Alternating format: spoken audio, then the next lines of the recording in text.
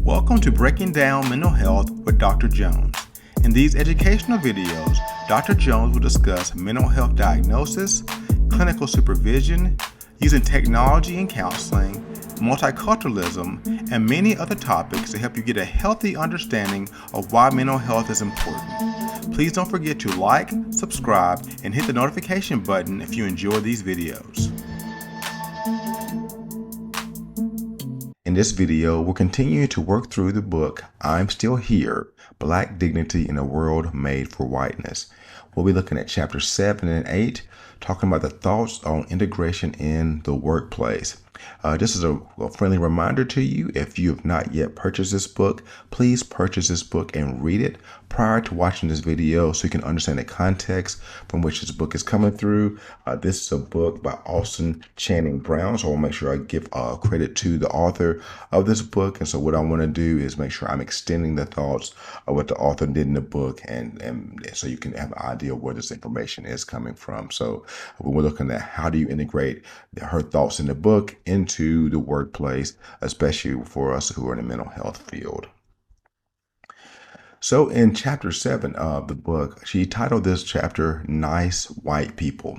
I found this to be a very interesting chapter because, at least for me, it uncovered a lot of great talking points to think about racism and how some people deal with that in the workplace, and how to basically survive that when you find yourself in the midst of that in your workplace, or just when you're dealing with people in general. One of the first points that she brings out is the fact that good people can be racist. And I want to talk about that a little bit. One of the things that I've seen, I've been exposed to, and she also talks about in the book, is there are many people out there who are white, who are very good people. And she doesn't take away from the fact that their goodness whatsoever. They are well-intentioned. Things that they're seeking to do are good. They are trying to be helpful and kind in many of the things that they are doing. But at the end of the day, although someone may be a good person and has done a lot of great things for people and treats people nice, that does not take away from the fact that they can still be racist, that people can still have racist attitudes, racist behaviors. And because of that, they put them to the category of people who are still being racist. And for some people, I'll say specifically some white people, that this is a hard concept to grasp, because they think, well, I've not ever said the N-word, for example. I've always been good to people who are black or people who are minorities. And no one's taking that away from you, or no one's taking that from anyone who may be hearing this video. But the reality of it is that just because someone is nice, if they're not doing anything to stop the process of racism, if they are still actively holding racist beliefs, even though they don't realize those are racist beliefs, they still can be racist, in fact. And so it's important to realize that our goodness that we have defined, or the nice acts that we do, those things are great, but it's still possible to have racist attitudes. I know even in the counseling field, I've worked with individuals and families who may have adopted children from different racial backgrounds, things of that nature, and they were good people. The acts they did were great. But when you have conversations with them, the belief systems they had still were racist belief systems, and those things were being passed on and put upon the children in which they had adopted. And so when we think about in a counseling relationship, when I'm coming in, when I'm dealing with my clients, one of the things that happens is that there's a defense mechanism that will come out where people try to prove they're not racist by the good things that they do. They may tell you about the number of black friends that they have, or friends to minorities. They may go as far as saying, I've adopted black children, I have black children in my family, or whatever the case may be. And once again, those things are good. Those are good things.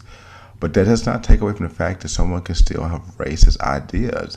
I've known people who have been in interracial relationships and still can be qualified as being racist because of their attitudes and the behaviors that they have. And so, whenever people are so quick to be defensive and will once again use their goodness as a measure to show that they're not racist, those are things that people of color and minorities are very wary of, because they've heard those stories before. They've heard how people will tell them the different scenarios they've been in before and how they were nice to someone who was of different color. And once again, that's good. But that in and of itself does not take away from someone having racist beliefs and attitudes. And so the book does a really good job of helping us understand that there can be good people and they can still be racist. And so as we look at working with clients, I may be a good person, but what does my attitude and behavior say? As when it comes to me as a coworker, I may be good. I may treat people nice in the workplace, but can I still be racist? And the answer to that is yes, because we have to look at the whole picture of things. We have to go back and look at how people's have carried themselves, the things that they do, and what advocacy work are you doing to stop racism. Those are things, the questions that I ask. So I ask people, be more than just nice. Be more than just nice to somebody because they're human. Go beyond that and help us to see, what are you doing to support this population of people, those who are minorities, those are from those minority populations. That helps us to see whether or not you're a just a good person, or someone who's actually is anti-racist. And so I think that's a very big distinction we need to make. Also, the book talked about understanding the relational defense. We see this relational defense happening a lot with individuals, particularly with white individuals, where they will, when they do something that may be what we'll consider out of character, that's what is said, where they may make a racial slur, or they will say something that is negative towards minority groups. And what you usually see is you'll have their friends who will surround them, and they will say, well, if you knew this person's heart, then you wouldn't think that way about them. Every once in a while people say things they don't believe, and which I can agree with that. But when the things that we are saying and are racist in nature, or especially when they're racial slurs, or they're degrading certain populations of people who are minorities in this country, this relational defense really doesn't hold any water. Because you can have people who surround you who look just like you and says, you just don't know their heart. You just don't know the type of person they are. But we realize that when we speak long enough, our true intentions do come out. And whether it's frustration or whatever the case may be, that's fine. But this relational defense basically gives people an excuse to be able to say the things they want to say. And as a minority or person of color, we're not able to say anything back or to correct them in that, because their friends are always saying, you don't really understand them. You don't know the good that they do. You don't know their heart. And you're right, we don't know individuals' hearts, but we do know the things that have come out of their mouth. And so when I'm working, especially working with a client, if I say something that is off the wall, or I say something that is derogatory towards them as an individual, I have to be mindful that there can be negative consequences for my actions. And regardless of how many people surround me and say, hey, you don't know this person's heart, damage has been caused. And since damage has been caused to that individual, then I need to do something about that. I need to correct that. I need to go and make amends with that person. So whether that's me with a client, whether that's me with a coworker that I'm dealing with, or if it's management towards an employee, if you know you've said and done something that has harmed someone, the relational defense is something that we need to stay away from, because the key word there is defense. That person is defending themselves versus actually correcting the behavior they have done.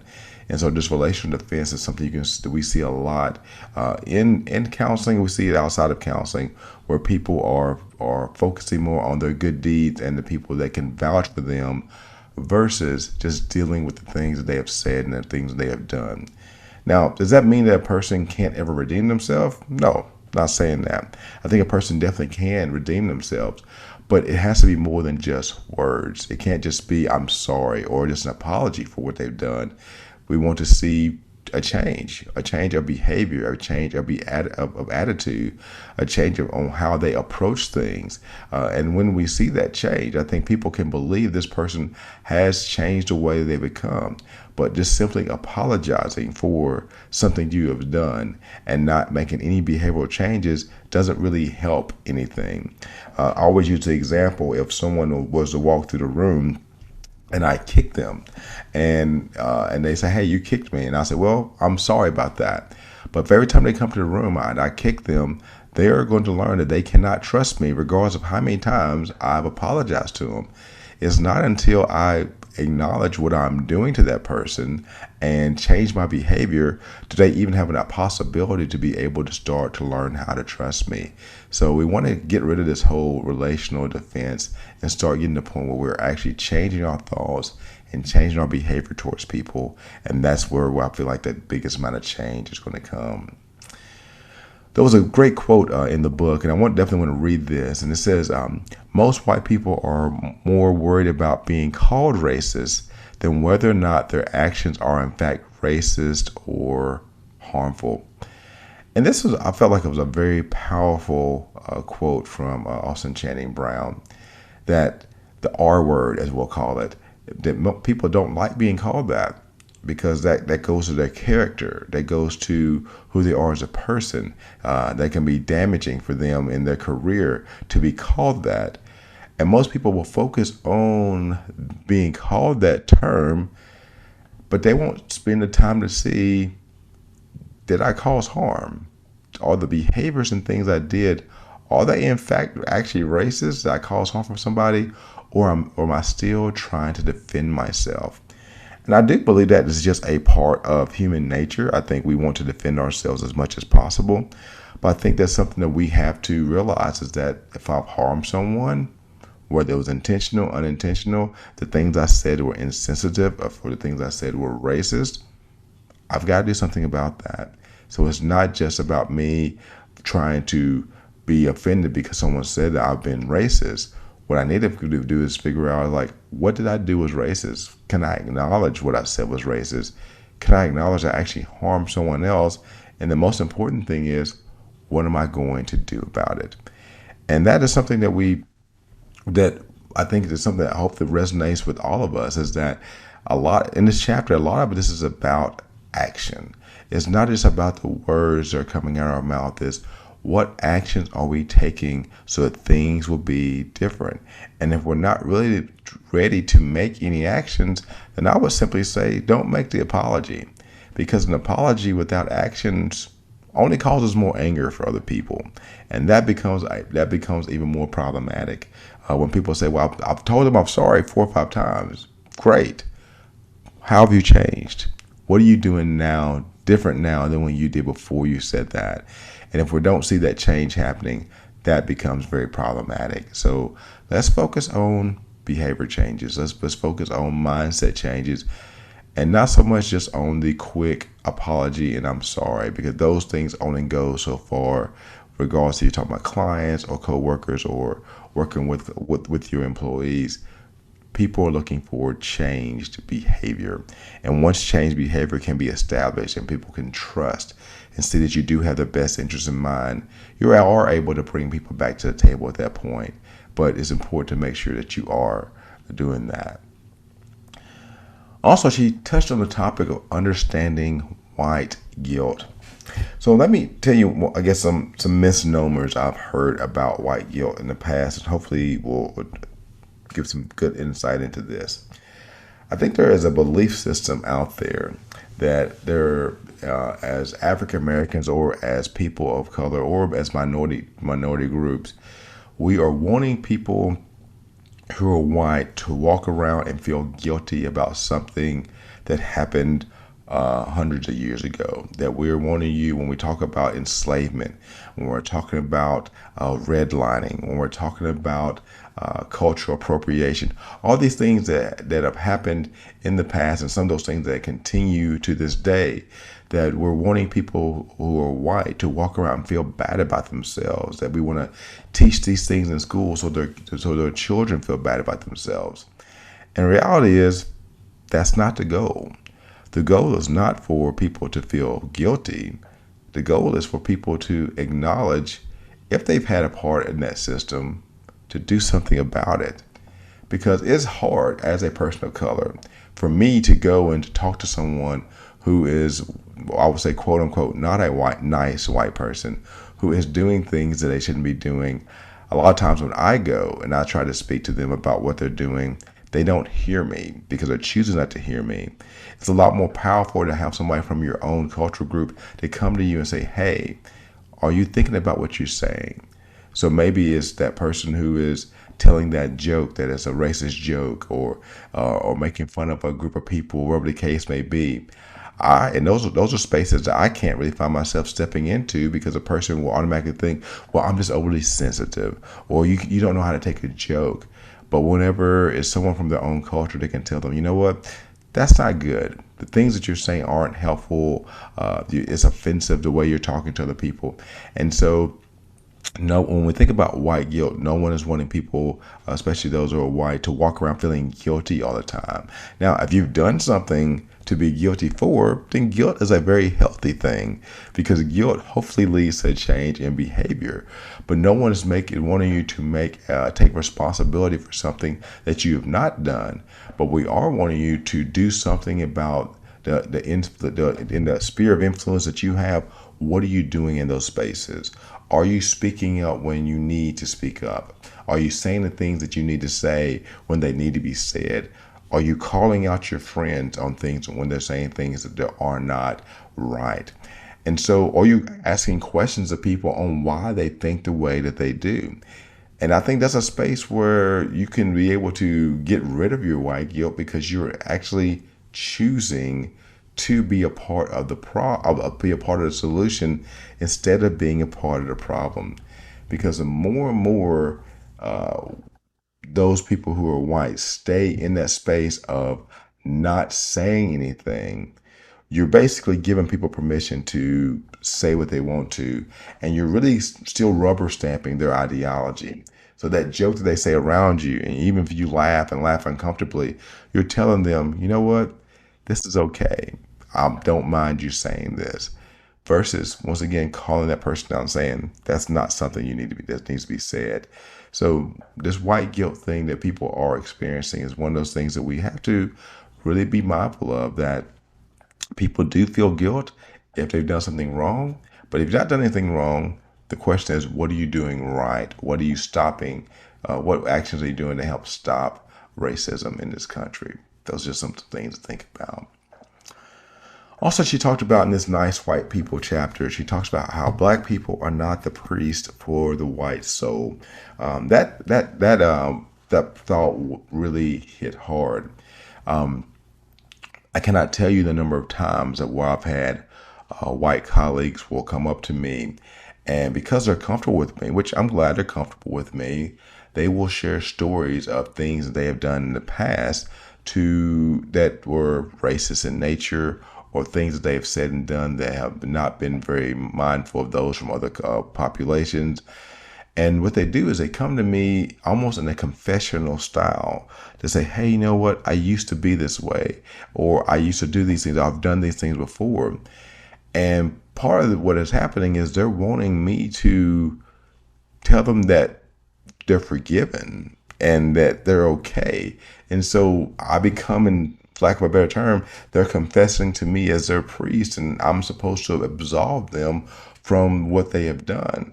And the reality is that as people of color and as people from minority populations, we're not your priest.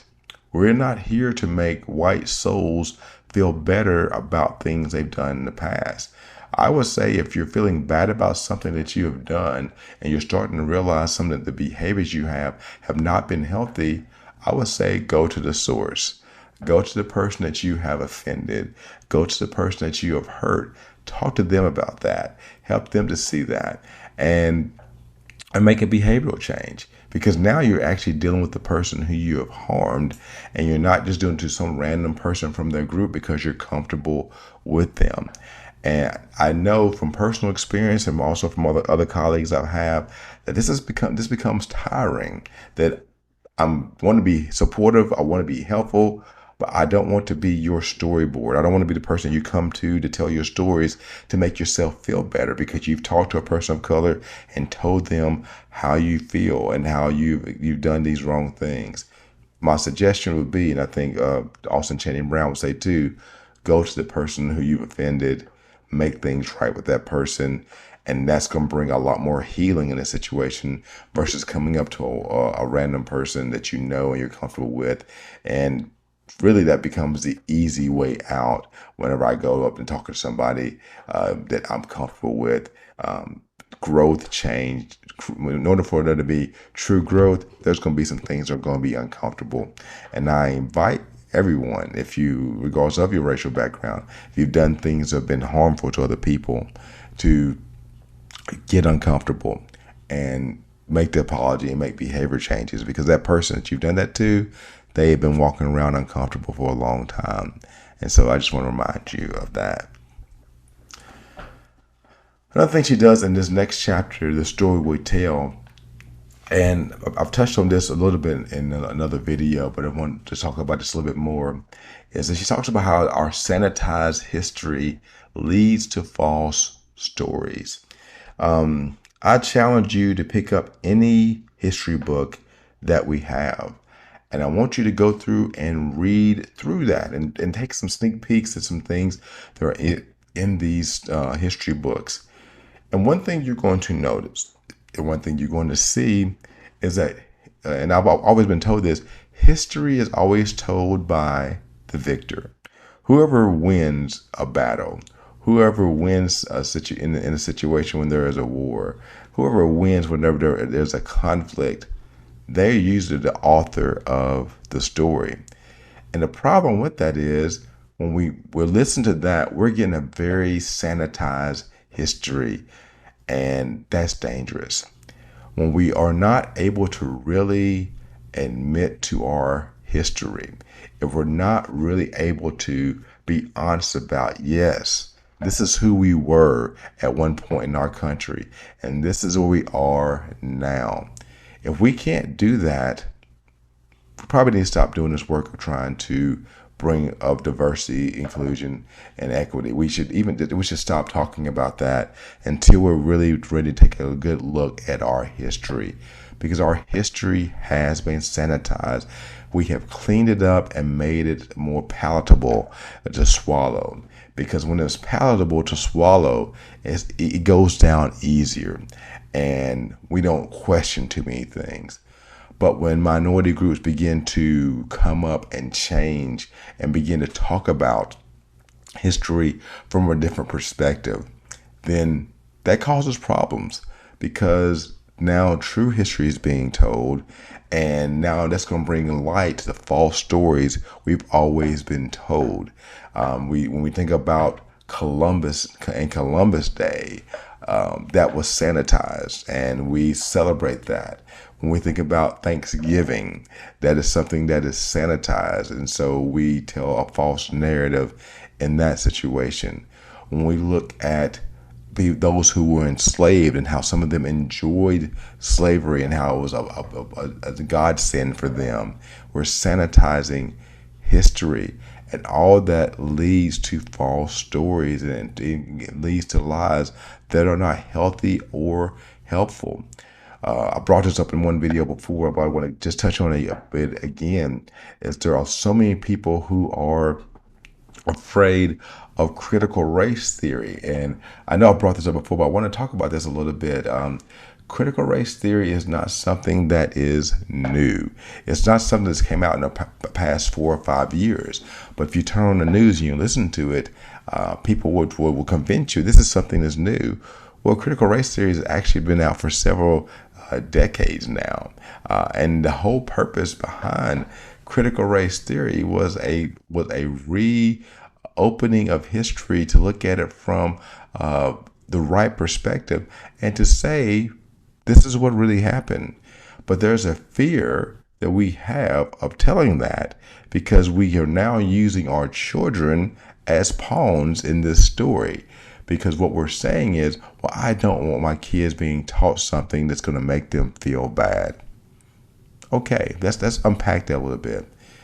So as a white person, I don't want my kids to hear something that may make them feel bad, but we will be okay with an individual from a minority population who is not hearing their story ever been told and has not ever been told in history, and we're okay with them feeling bad because their story is not being told. Which one's better? I think the better thing is, let's talk about history. Let's talk about where we've been. Let's talk about the things that we've been through as a country together.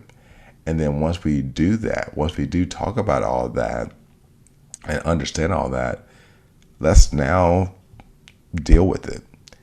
Because our country will never get better, or the way we treat our clients will never get better. The way we treat each other in the workplace will never get better until we actually tell the right story. And that's important. We need to hear people's narratives. We need to be able to hear where people have come from. We need to hear their viewpoint of stories and how they saw things play out in their own lives. And until we get comfortable with doing that, we're going to stay in a state of confusion. And the more confusion we have, the easier it is to pass along false narratives. And those false narratives leads to pain for people from minority populations. So it's important for us to stop sanitizing history. We do that with our own family histories. We do it with American history. And I say, let's stop that. Let's talk about it. Let's talk about what really is going on and own it. And I think once we can own our history, it changes the way in which the story is now being told. And now truth is coming out. And now with truth being coming out, we now know how to deal with our stuff because it's out there now.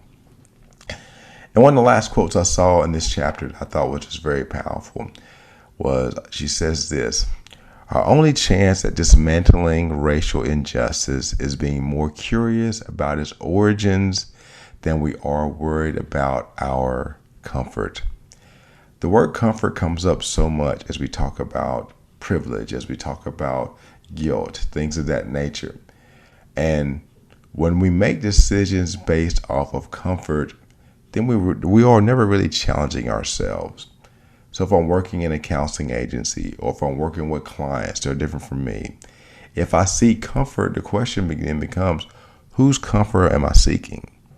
Am I seeking my own comfort, or am I seeking comfort for those individuals who are coming in and want their story to be told? So how do we get rid of this diversity, inclusion, and equity thing? I think in the next 10 years, we could actually get rid of all this if we start becoming more curious about its origins. Let's talk about its origins. Let's talk about it. Let's get those stories out there. And let's begin taking it apart piece by piece. That's the only way you can take down any system, is that we look at the system and we look and see, how does the system work? We acknowledge, how have I benefited from this system? We acknowledge, how do we create a new system where more people are involved in this process? And when we were bold enough to do that, that changes everything for us. That's the hard thing. The easy thing for us to do is for us to stay comfortable. And my hope for each one of you, whether you're listening to this as you want to work with clients, or if you listen to this because you want to work better with your coworkers, or if you're a manager, want to work better with your client, with your coworkers at work, choose the uncomfortable thing. It won't feel good in the midst of it. It won't feel good in the middle of it. Things may actually get worse for a short time period. But beautiful things come from pain. Beautiful things can come from discomfort. And if we're dedicated to seeing things be different, if we're dedicated to seeing racial injustice being dismantled, we have to have some very strong and courageous conversations with each other. And we need to step away from our own comfort zone, because the reality is, for many individuals who are in a comfort zone, they're not really in the minority population. And so you have people showing up every day as clients, people showing up as coworkers, and they are uncomfortable every single day. And we're inviting you into our discomfort so you can see what that feels like, so that we can all at some point be comfortable together. I hope this video has been helpful for you as we've been looking at chapter 7 and chapter 8 of this book. Once again, I'm just adding some of my own thoughts to Austin Channing Brown to help us to see how do we implement this in the workplace as we're looking at dismantling racial injustice and comfort. It's something we should be focused on. And so I'm looking forward to meeting you in the next video as we continue this series. Thank you.